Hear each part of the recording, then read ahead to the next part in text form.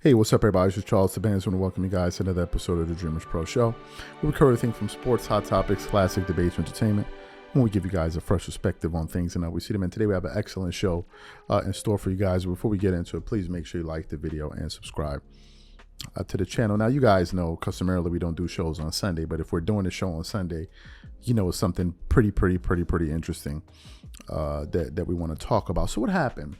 This is coming from a clip that I had actually watched already, but then I saw it again this afternoon while I was watching, a segment, and I want to give the credit where the credit is due. I think it's Uncommon Sense. I just want to confirm his channel's name to give him his proper just due. Uncommon Sense, yes. So he was discussing this very thing, and it reminded me, I was like, that's right. I was supposed to discuss this, right? So shout out to him. But anyway, his show was centered on some basically a back and forth that Gilbert Arenas and Rashard McCann and Brandon Jennings were having on Gil's Arena. And essentially what they were discussing was the dichotomy that exists between the impact LeBron James has on culture and sports versus the impact that Michael Jordan has on culture and sports. And Brandon Jennings was basically the person that was saying, well, look, LeBron had a similar impact that MJ had. And Gilbert Arenas and Rashard McCann were essentially trying to distill it down to him and say, look, you don't understand what you're talking about. Like you clearly don't grasp the impact and the way Jordan made sports fans feel versus the way LeBron James makes sports fans feel. So he was trying to explain this to him. But then the conversation, took a pretty interesting turn. As they're talking, Rashard McCann then decides to reveal some information that I'm sure the vast majority of us ever knew. What information did he reveal? He just basically decided to interrupt him and say, hey, look,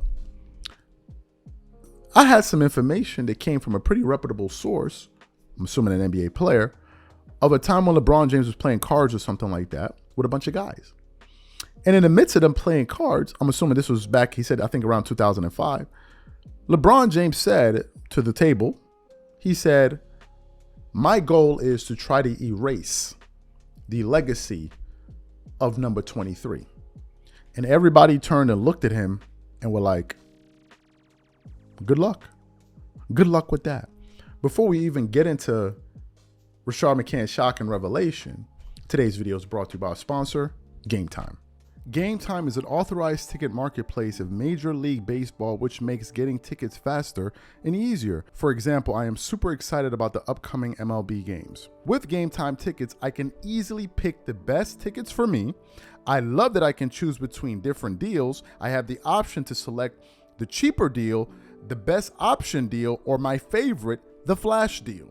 The flash deal gives me the option to find discounts that I can only find on Game Time. Once I select the ticket I want, I can view my seat. And it's not just restricted to baseball. I can also look for the best ticket deals for other sports like football, the NBA, concerts, comedy, or other theater shows. Included in my purchase, I also have a 24-hour return guarantee, a lowest price guarantee, event cancellation protection. So take the guesswork out of buying MLB tickets with Game Time. Download the Game Time app, create an account, and use code CLNS for $20 off your first purchase. Again, create an account and redeem code CLNS for $20 off. And remember, whenever you support this sponsor, you're supporting this channel. Thank you. So what we'd like to do now is we'd like to play exactly what Gil had to say to Brandon Jennings as he was explaining that to him. And then we want to play the part of Rashard McCann's basically revealing this information that I'm sure a lot of us didn't know. So we want you guys to listen to it in its entirety, and then we're going to come back and really get into the meat and potatoes of this show. Take a listen to that there. Oh. Yeah, then he made the big joke. He didn't do that with MJ, man. Like, come on, man. MJ was MJ. There's just, like, if you think about the 80s, there's just some people that it brings you back to happiness. Like, there's things in your life when you think of it, it makes this a negative thought. Yeah. There's some things that when you think of it, you just naturally smile. That's just Jordan for people. And look. So that you're not even going to comprehend it. But Jordan was beating all these motherfuckers, and they still just happy. The competitiveness of Bron is this. And this comes from a high table source. Told me they had a conversation after the 2005 season, playing Boo Ray with Bron. A bunch of on the table. And Bron just happened to say something randomly. And I'm trying to make that other number 23 disappear. The guy who told me looked up, looked at everybody else at the table, said, "Good luck, young fella." Now here we are. What is happening right now? The other number 23 is trying to dissipate out the back window. Yeah. But you can't do that because why? Because it's Your Highness. Why? Your Highness. Why? See, I don't like that. You can't do that. Yes, Your I Highness. can do that. Yes, he's I the can. origin. No, that's my goal in life. My goal in life. Michael Jordan. When you got a creator who created it, you can never take his fingerprints off of the creation. He's the #1 guy because he did it first. You can never get rid of him. Then you got a carbon What copy. did he do first? Then you got a carbon copy of him that come right behind him. It's like, I'm just like you, but I'm 2.0. What did he do first? What did he do? Yeah, first. 6 in a row? It's not even about No, it's not even that. I'm just like how he did it. The Right? grace. He was the first. Okay, look how LeBron did it at 18. No. Okay, so back then there was no. Look how LeBron There did was it at 18. no. This is what a superstar looks like, right? Yeah, then facts. they didn't identify what a superstar looked like. Right, you had everybody doing a little bit of everything. You had Magic Dr. and J, Bird, yeah. his charisma, but he didn't have the shot. He didn't have that. Then you had Bird, right? He didn't have that athleticism. He had that swag. You had Nobody had Magic. swag. He had the smile. He had the personality, but he wasn't the go-to guy. Then you had the go-to guy who didn't have no personality. Stiff. Right? You're just a stiff. Yeah. You know, right? Then you have a guy who came in. You have the Anthony Edwards type. Yep. And he has the flair, the style, talking, competitiveness, the game winning, right? Remember, Michael Jordan is the reason everybody else's greatness is compared to, right? Oh, you didn't hit game winners like, you didn't hit game winners like Matt Johnson. Or Dominique Wilkins. You didn't hit game winners. Like, there's a nigga named Mr. Clutch, but nobody is referenced to him. No, clutchness is not to Jerry West. It's to Michael Jordan. Right? So he was, when they seen it, it was like, oh, this is the standard of super mega star, and we want it. So you heard what Rashard McCants had to say there. As we're shooting this show, I had an epiphany. What's the epiphany? The epiphany is that not only do I believe what Rashard McCants is saying, we can actually see the evidence of his words in the world we live in today. Some of y'all are like, what are you talking about? Let's get into it. LeBron said in 2005 or whatever the year was that Rashard McCants is, referring to, that his goal is to erase the original 23 and replace it with him. Maybe that's the reason he even took his number, for people to now, when they think of number 23, to think about LeBron James. But something interesting happened along the way. What happened? During the quest of LeBron James to achieve this particular goal, something happened. What happened was LeBron James came to the realization that he couldn't do it based off of his performances on the basketball court and his accomplishments. LeBron then realized 5 or 6 years later, that he had fallen flat on his face, and that his goal of trying to supersede Michael Jordan had basically come crashing down when he had the biggest mental collapse in the history of basketball of a superstar in the NBA Finals. It was one for the record books, and I saw it. Not just by looking at the stats, not just by listening to people talk about it. I saw it. I saw Sean Murray and Jason Terry and all of these guys basically punking LeBron James day in and day out in between during those games. I mean, it was the way they were talking trash to him. It was almost like they were sunning him through those games. It was crazy. They were sunning this dude through the playoffs. Like it was bananas. So LeBron realized that then. He then came back and won the championship, I believe it was against the Thunder. And then he went on to win another one. No. Was it the Thunder? No, I think it was the Thunder and then the Spurs, right? So he then captured 2 championships. And he thought he was on his way. And then he ran up against the juggernaut in the Golden State Warriors. And they beat him a few times. And then he beat them once. And then he captured his championship, his 4th ring in 2020. But by that time, the case was over. People knew that this guy was never going to be Michael Jordan. Nobody with sense would think otherwise. And then LeBron and Clutch Sports devised another plan. What was that plan? They said, you know what? We know we cannot compete with Michael Jordan when it comes to accomplishment, stats. We know we can't do that. Respect and all that. We can't do that. So they then decided to do something else, which was what? They tried to take an indirect approach to putting LeBron James next to Michael Jordan. They know they couldn't do it with his performances in his accomplishments. So instead, what they tried to do it with was by putting people in the media that would go out there and basically say, look, Jordan and LeBron James are close. And the first time they said it, they probably got laughed off the set. But what happens? The more you tell a lie and it goes unchecked, it slowly starts to become the truth. To the point where you have LeBron James fans nowadays that go in comment sections and write LeBron James is the GOAT, and they actually believe it's a real thing because they've convinced themselves that it is, even though it's a joke. Like, no one, you got to be a troll to think that LeBron is a better basketball player. I personally think you got to be. I don't see it because there is no serious argument anybody can make for LeBron James being on the same level of Jordan, let alone ahead of. There's no serious argument. There's no serious. I've scrutinized this comparison, and I came to the conclusion that this entire debate is made up of a bunch of smoke and mirrors. So LeBron and these guys figured, hey, you know what? We're going to get guys in media to go out here and start saying that he's the GOAT. We're going to get people like Shannon Sharp. We're going to get people like Kendrick Perkins. We're going to get people like Chris Broussard. We're going to get people like Nick Wright. And the list goes on and on and on and on and on and on and on. Then Clutch Sports is going to have its tentacles all over the sports media landscape, to the point where if you want to be taken seriously in sports media these days, if you don't say that LeBron is comparable to Michael Jordan, you won't gain any traction. To the point where where some of us NBA fans are now looking at players that we used to respect. We're looking at them now and saying, but what happened to you, son? What happened to you? Looking at dudes like Kevin Garnett that we used to have respect for. Then all of a sudden, KG went from being a dude that used to give it to LeBron to now talking about Jordan the GOAT, to then jumping out the window talking about, oh, well, you know, LeBron might be the GOAT. And you're like, bro, what? Or Paul Pierce, who used to think that he was better than LeBron, then thought Jordan was the GOAT. And then all of a sudden, he's like, man, you know, LeBron James might be the... This is what it became. This is what it became. So LeBron knew he couldn't do it with accomplishments. Instead, he started using the media.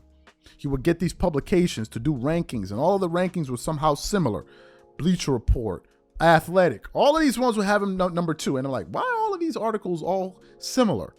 Then when you put out a LeBron video, you would have bots that go all over the internet and copy and paste these Athletic and Bleacher Report, paste them in the comment. Like, what's going on here? Who's paying people to do this? Right? And they would do this and keep doing it for time and time and time and time again.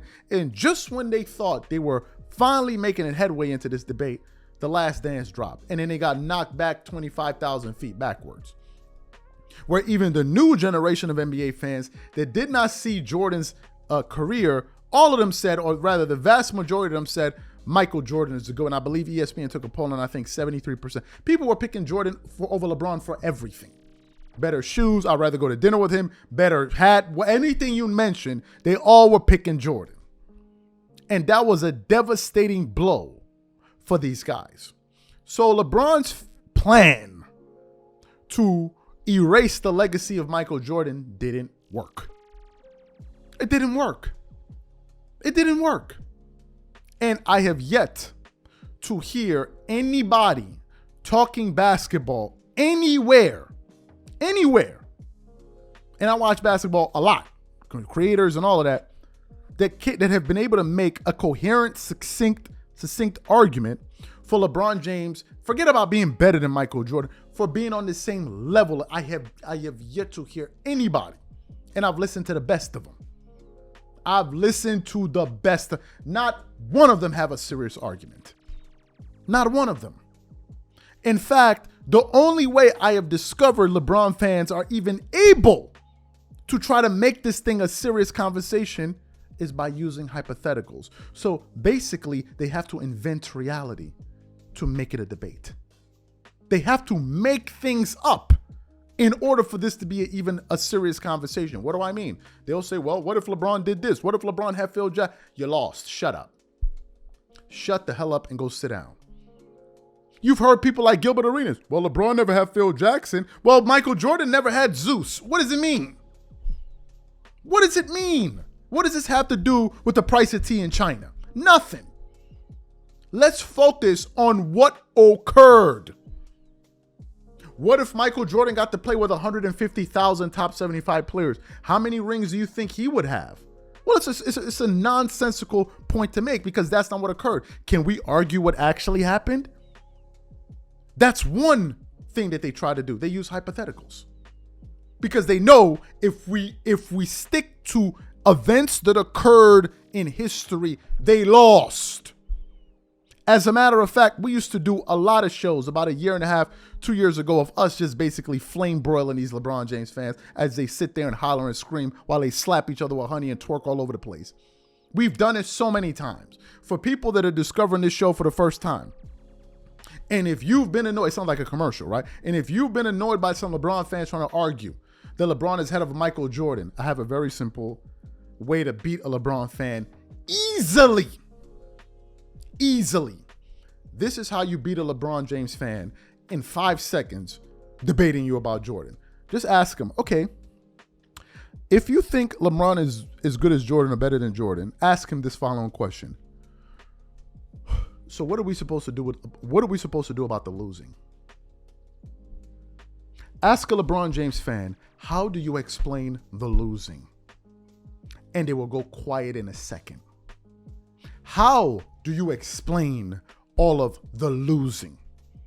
That is the kryptonite to a LeBron James fan. They can't explain it. They cannot explain it.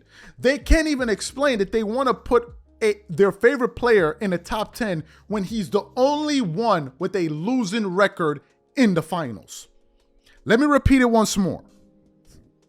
LeBron James is the only player in the top 10 with a losing record in the NBA Finals. The only one.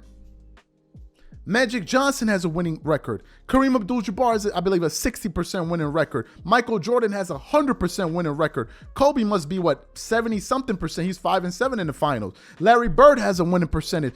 Tim Duncan is 5-6 in the NBA finals. Yeah, 5-6 in the NBA finals. And the list goes on. Hakeem Olajuwon is 100% in the NBA finals.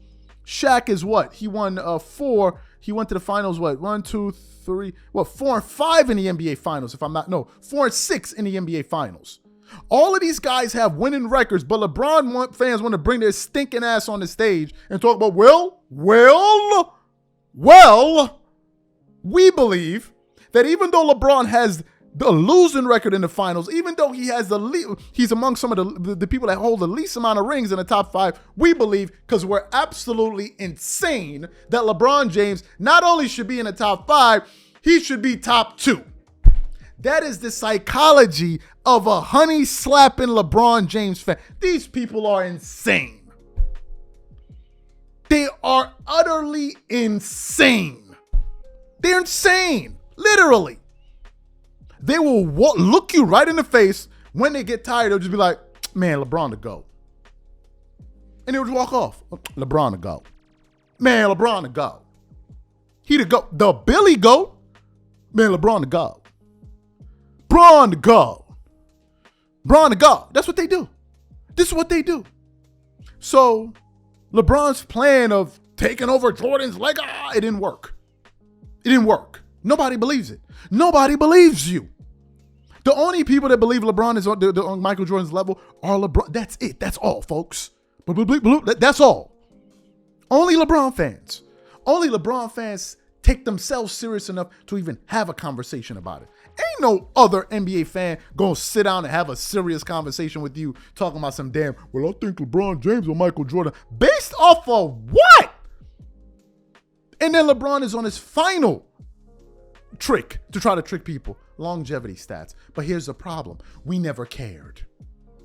We never cared. Do you know LeBron fans had LeBron ranked ahead of Kareem Abdul-Jabbar before he even had the most points in the NBA? They didn't care either. LeBron fans never cared about the most points of all. They never cared. The only time they cared is when LeBron did it. Now all of a sudden, oh man, LeBron James, man, this guy's unbelievable. He's unreal. Something that Karl Malone had more points. Now all of a sudden it's a big deal.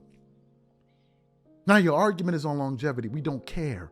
LeBron fans we don't care about the longevity. We don't care. What we care about is what did you do when you were in your prime? What did you do? And all I know is that one guy won 6 finals and never lost. One guy only lost 1 playoff series in his NBA career when he had at least 1 All-Star. Should we bring up all of the series LeBron has lost with an All-Star? Hell, I can give you 2 right now. This year and last year. Debate's over.